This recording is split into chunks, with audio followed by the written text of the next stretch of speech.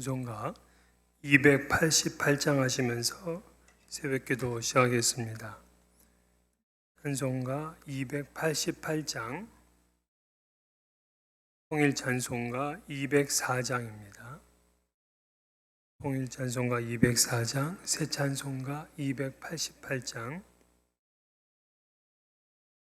예수를 나의 구주 삼고 성령과 피로서 거듭나니 이 세상에서 내 영혼이 하늘의 영광 누리도다. 이것이 나의 간증이요, 이것이 나의 찬송일세. 나 사는 동안 끊임없이 구주를 찬송하리로다. 온전히 주께 맡긴 내 영, 사랑의 음성을 듣는 중에 천사들 왕래하는 것과 하늘의 영광 보리로다. 이것이 나의 간증이요, 이것이 나의 찬송일세. 나 사는 동안 끊임없이 구주를 찬송하리로다. 주 안에 기쁨 누림으로 마음의 풍랑이 잔잔하니 세상과 나는 간 곳 없고 구속한 주만 보이도다. 이것이 나의 간증이요, 이것이 나의 찬송일세. 나 사는 동안 끊임없이 구주를 찬송하리로다.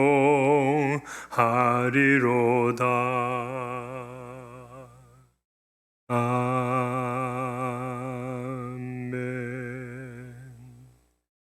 기도하시겠습니다. 참 좋으신 하나님, 지난 하루 동안도 불꽃 같은 눈동자로 우리를 지켜주시고 우리의 모든 필요를 부족함이 없도록 풍성하게 채워주신 것을 감사드립니다. 내가 나된 것은 다 하나님의 은혜입니다 하는 고백으로 이 시간 이렇게 주님 만납니다. 주님과 더 깊은 교제로 나아가게 하여 주옵시고 주님 주시는 성령의 능력으로 무장케 하여 주시고 세상을 타협하지 아니하며 승리할 수 있도록 거룩한 백성 되게 하여 주시옵소서. 주님을 나의 구주로 삼았사오니 이 세상 그 어떤 것에도 마음을 쓰지 않도록 인도해 주옵시고 좌우로 치우치지 아니하는 그러한 올곧은 믿음의 길을 갈 수 있도록 우리를 붙들어 주옵소서. 우리의 영의 눈이 뜨게 하여 주시옵시사. 하나님께서 우리를 부르신 부름의 소망이 무엇이며 내게 베푸실 능력이 얼마나 큰 것인지를 깨달아 알게 하여 주옵시고 또 우리가 앞으로 장차 누리게 될 영광이 얼마나 큰지도 깨달아 알 수 있는 우리 되게 하여 주옵소서. 세상의 작은 일로 인하여서 믿음이 흔들리거나 또한 하나님에 대해서 이 신뢰하지 못하고 불신하고 육체의 소욕을 따라갔던 지난 시간들을 회개합니다. 이 시간 주님 앞에 온전히 다 우리의 모든 죄짐을 벗어버리게 하여 주시옵소서. 정결한 신부 되어서 주님 오실 그날을 준비할 수 있는 슬기로운 다섯 처녀가 될 수 있도록 은총 베풀어 주시옵소서. 주님, 코로나 백신이 나와서 이제 65세 이상 어르신들을 접종하려고 준비 중에 있사온데 하나님이 모든 과정에 하나라도 어려움 없도록 하나님 인도해 주시고 물량이 수급되는 것과 또 이 전체 주민들에게 골고루 혜택이 돌아가는 일에 있어서 어떤 차별도 없도록 인도해 주시옵시고 무엇보다 몸이 불편하시고 연약한 분들 우선 접종되어서 안전하게 이 코로나 시대를 극복해 나갈 수 있도록 도와주시옵소서. 우리 성도님들 가정에 어려움 없도록 인도해 주시고 재정적으로도 부족함이 없도록 채워 주시옵소서. 우리 사랑하는 자녀들은 하나님 예수 잘 믿게 하시고 예수님처럼 지혜와 키가 자라가고 하나님과 사람에게 더욱더 사랑을 받는 귀한 우리의 자녀들로 인도하여 주시옵소서.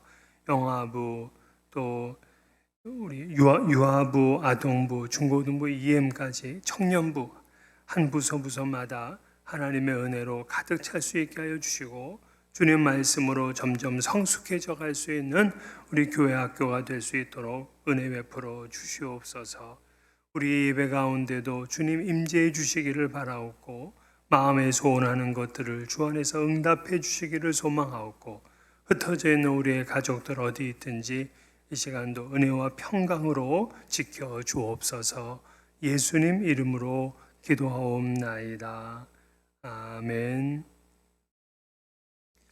하나님 말씀은 시편 15편 1절에서 5절까지 말씀입니다. 시편 15편 1절에서 5절 다 같이 한 목소리로 함께 봉독하겠습니다. 여호와여, 주의 장막에 머무를 자 누구오며 주의 성산에 사는 자 누구오니까? 정직하게 행하며 공의를 실천하며 그의 마음에 진실을 말하며 그의 혀로 남을 허물하지 아니하고 그의 이웃에게 악을 행하지 아니하며 그의 이웃을 비방하지 아니하며 그의 눈은 망령된 자를 멸시하며 여호와를 두려워하는 자를 존대하며 그의 마음에 서운한 것은 해로울지라도 변하지 아니하며 이자를 받으려고 돈을 구워주지 아니하며 뇌물을 받고 무죄한 자를 해하지 아니하는 자이니 이런 일을 행하는 자는 영원히 흔들리지 아니하리이다. 아멘. 예배와 삶, 또 신앙과 인격, 또 교회 안의 경건과 교회 밖에서의 실천, 이런 것들은 항상 이 신앙인에게 중요한 도전이 됩니다. 대부분 신앙인들이 이 두 가지를 조화롭게 하는 일에 많이 실패하고 있어요. 그러니까 예배는 열심히 드리는데 그 사람의 삶을 들여다보면 아주 욕을 바가지로 먹을 짓을 하고 다닙니다. 또 신앙생활은 굉장히 오래된 것 같은데 인격이 아주 수준 이하입니다. 교회 안에서는 뭘 많이 아는 것 같고 인정받는 일꾼 같은데 교회 밖에 나가서는 하나님의 영광을 가리는 일들을 서슴지 않고 합니다. 자, 이러면은 이거는 우리가 예배와 삶, 신앙과 인격, 경건과 실천 이런 일에 다 이게 실패하고 있는 거거든요. 김정준 박사는 예배는 예배 행위를 드린 그 사람 자신이 하나님과 사람 앞에 올바른 삶을 가져 사람이란 이렇게 살아야 한다는 것을 모범적으로 보여주도록 되어야 한다. 그렇게 얘기를 했어요. 그러니까 하나님 앞에서도 사람 앞에서도 올바른 삶으로 사람이란 이래야 된다 하는 것을 보여주는 사람이 바로 하나님을 예배하는 예배자다. 그렇게 정의를 한 거예요. 그러니까 우리는 하나님 앞에 예배를 드리고 또 언금을 하고 찬송과 기도를 드리고 나면 이 예배 후에는 어떻게 살아야 되느냐? 친절하게 살아야 되고요. 예의 바르게 살아야 되고 또 사랑을 보여주면서 살아야 돼요. 그래서 우리의 그 진실함이 우리의 가정에 또 우리의 직장에 또 우리의 사회생활 전반에 그대로 나타나야 됩니다. 그저 교회 안에서만 뭐 하나님을 잘 섬기는 것으로 끝나서는 안 돼요. 그러면 신앙이 가식적이 됩니다. 위선이 되는 거예요. 그래서 오늘 이 시편 15편은 이런 문제에 대해서 아주 명쾌한 답변을 주고 있어요. 자, 우리가 하나님 앞에 나올 때 무엇을 갖추며 나와야 되는가 하는 것을 질문하고 답변을 하는 그러한 내용입니다. 자, 여러분들은 어떻습니까? 예배 나올 때 무엇을 가장 신경 씁니까? 어떤 분은 항상 신경 쓰는 게 오늘은 뭘 입고 갈 것인가, 이 의복을 제일 신경 써요. 또 신발은 핸드백은 뭐를 들고 가나? 항상 우리의 이 내면보다는 또 우리의 삶보다는 우리의 외적으로 보이는 그런 남에게 보이는 그런 외적 모습, 이 코디하는 일에 더 신경을 씁니다. 그리고 이제 헌금을 이거 어떻게 가져가야 되나? 그것도 신경 쓰시는 분도 있죠. 물론 우리가 바른 복장을 하고 하나님 앞에 적당한 헌금을 최선을 다해서 준비를 하고 이게 중요하지 않다는 건 아니에요. 근데 이보다 더 우리가 중요하게 여길 것은 뭐냐면 우리가 한 주간 동안 살았던 우리의 삶이에요. 우리는 주일날 됐다고 딱 우리 몸만 하나님께 가는 게 아니라 한 주간 동안 어떻게 내가 살았는지 그 삶을 가지고 하나님께 가는 거예요. 그래서 이 시편 15편은 하나님을 예배하기 위해 나오는 자에게 옷보다 또 이 예물보다 더 중요한 것이 있음을 알려주고 있습니다. 1절 보면 여호와여 주의 장막에 머무를 자 누구오며 주의 성산에 사는 자 누구오니까. 자, 머무르다는 드웰이에요. 드웰. 또 사는 자는 리브입니다. 그러니까는 잠깐 머무르는 스테이가 아니에요. 거주하며 살 사람. 근데 누가 하나님의 장막과 성산에 거주하며 살 수 있는가? 이렇게 지금 묻고 있습니다. 자, 어느 누구도 하나님의 그 장막과 성산에 머무를 수 있는 특권을 저절로 가진 사람은 없어요.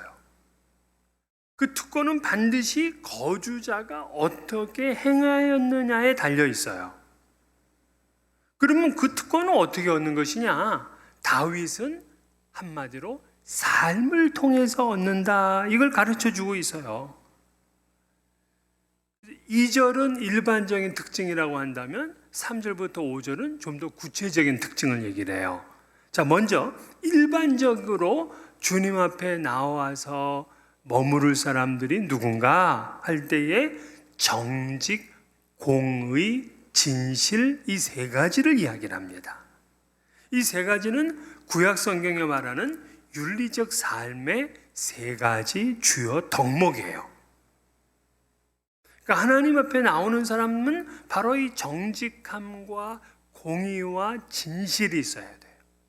자, 첫 번째로 정직. 이 정직이 히브리어로 타밈이에요. 타밈. 이 타밈은 영어로는 blameless. 그러니까 흠잡을 데가 없는 거예요. 일종의 완전함을 의미하는 거죠. 그러니까 우리가 한 주간을 살면서 이 남들에게 블레임 당하지 않는 그런 삶, 이게 바로 정직한 삶이에요. 우리 하나님 앞에 나오는 사람은 바로 그 정직으로 나오는 거예요. 일주일 동안 살면서 그 누구에게도 비난받지 않는 그런 정직한 삶을 살다가 하나님 앞에 예배하러 나오는 겁니다. 두 번째는 공의라 그랬어요.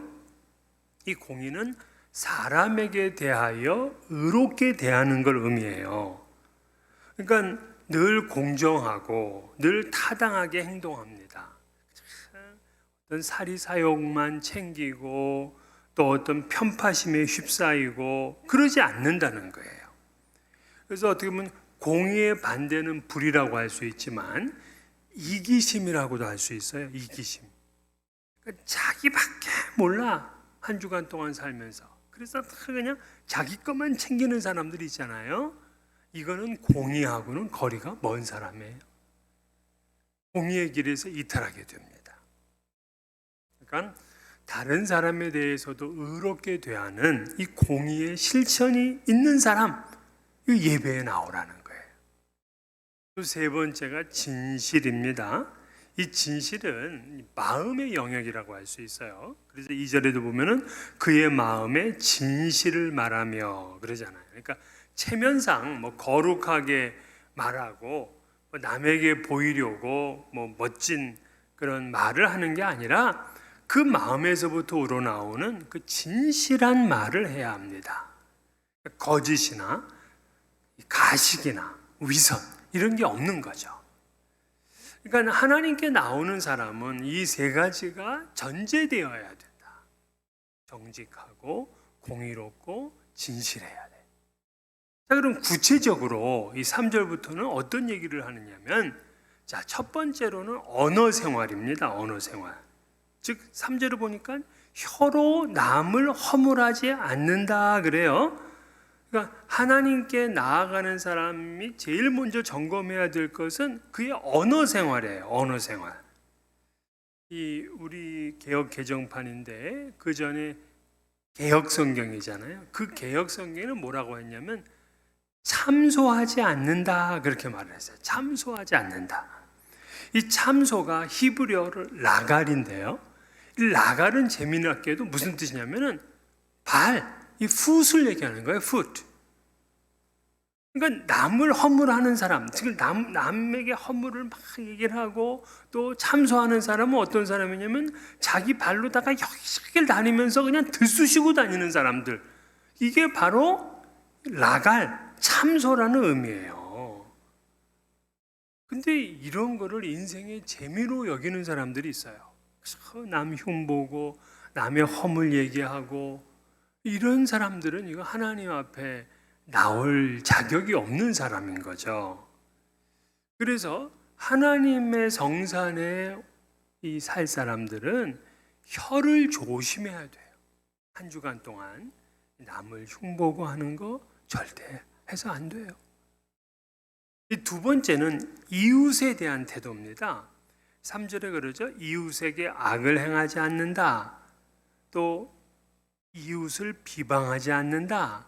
그러니까 이 이웃은 뭐 우리 동네 사람들일 수 있고 우리 직장 동료일 수도 있고 성도일 수도 있고 그래요. 그런데 그 이웃에게 무례하게 행하거나 또 이웃을 뒤통수 치는 사람들, 그 하나님 앞에 나오기에 너무 부족한 사람들이에요. 가까이 사는 이웃과 친구들도 존중해야 됩니다. 며칠 전 뭐 우리 지역에서도 강도들이 들어서 뭐 집을 부수고 그냥 귀중품을 가져갔다는 뉴스를 보았는데요. 이런 강도짓도 해서는 안 되겠지만은 이 큰 소리로 남의 수면을 방해한다거나 서로에 대한 예의를 지키지 못하는 것도 조심해야 돼. 그러니까 이웃이 꺼려할 것을 하지 말아야 돼. 특별히 강아지 키우는 사람들 그 강아지 그 대변 청소하지 않는다고 늘 그냥 우리 편지가 오잖아요. 이런 것도 다 조심해야 될 것이에요. 이웃에게 대한 태도를 바르게 해야 돼. 또 이웃을 비방하지 않는다 그러잖아요. 그러니까 이웃에게 너무 무례하게 굴거나 손해를 끼치거나 그런 일을 해서는 안 돼. 제가 한국에서 부목사로 목회를 할 때에 제가 담당하는 그 교구의 구역장님이 동네 이사 온 사람하고 쓰레기 문제 때문에 대판 싸웠어요. 근데 이 새로 이사 온 사람이 교인이었는데 득하니 우리 교회에 등록을 한 거예요. 그러니까 같이 이제 구역 식구가 됐어요. 그랬더니 하는 얘기가 나중에 그분 만나고 나서 너무나 부끄러웠다는 겁니다. 세상에 이런 일이 다 있는 거예요. 성도는 주변 이웃들에게 늘 정직과 공의와 진실함으로 대해야 돼. 이웃에 대한 이 태도가 그만큼 중요해요. 세 번째는 신앙 공동체에 대한 삶인데요. 그의 눈은 망령된 자를 멸시하며 여호와를 두려워하는 자들을 존대한다 그랬어요. 그러니까 여러분, 하나님을 멸시하는 사람들에게까지 환대를 얻기 위해 아부할 필요는 없어요. 오히려 하나님을 경외하는 자를 존중해주고 또 마음에 서운한 것은 끝까지 지키는 겁니다. 그러니까 신앙 공동체에 대한 삶이에요. 마지막으로 이야기하는 게 금전의 문제인데요. 이자를 받으려고 돈을 구워주지 않는다 그래서요. 이 법관은 뇌물을 받고 무죄한 자를 해하지 않아요. 이 돈을 사랑하게 되면 이것이 일만하게 뿌리라 그랬어요. 돈을 좋아하게 되면 심지어 법관조차도 뇌물을 받게 되고 공정한 재판을 할 수가 없게 됩니다. 오늘 이 다윗은 하나님께 예배하는 사람들은 언어 생활, 또 진실한 마음, 이 깨끗한 금전 생활, 이런 것들이 잘 하나님 앞에서 갖춰져서 예배를 드리게 될 때에 영원히 흔들리지 않는다 그랬어요. 그러니까 예배와 삶이 일치된 사람, 흔들리지 않는 거예요. 근데 문제는 사실 오늘 이 시편이 누구에게도 부담이 돼요. 왜냐하면 이렇게 완벽하게 정직하고 공의롭고 그 마음에 진실만을 가지고 말하지를 않잖아요. 그럼에도 불구하고 우리들은 하나님의 성전에 이렇게 담대하게 나올 수 있다는 사실이 너무나 놀랍고 감사한 일이에요. 그래서 제가 오래전에 이 시편 15편 이 성경책에 이런 메모를 해두었어요. 그럼에도 불구하고 저를 주의 장막에 거하게 하시니 백골난망입니다. 이렇게 쓴 적이 있어요. 우리를 용납해 주신 주님의 은혜에 감사하면서 오늘 다윗이 노래한 이런 예배자의 삶을 살다가 진실한 마음으로 하나님을 예배하는 자리에 나오는 여러분 되시기를 주의 이름으로 축원합니다. 우리 주님 가르친 기도로 새벽 기도를 마치겠습니다. 하늘에 계신 우리 아버지여, 이름이 거룩히 여김을 받으시오며 나라가 임하시오며 뜻이 하늘에서 이루어진 것 같이 땅에서도 이루어지이다. 오늘 우리에게 일용할 양식을 주시옵고 우리가 우리에게 죄 지은 자를 사하여 준 것 같이 우리 죄를 사하여 주시옵고 우리를 시험에 들게 하지 마시옵고 다만 악에서 구하시옵소서. 나라와 권세와 영광이 아버지께 영원히 있사옵나이다. 아멘. 기도하시고 오늘도 은혜스러운 한 날 되시기를 바라겠습니다.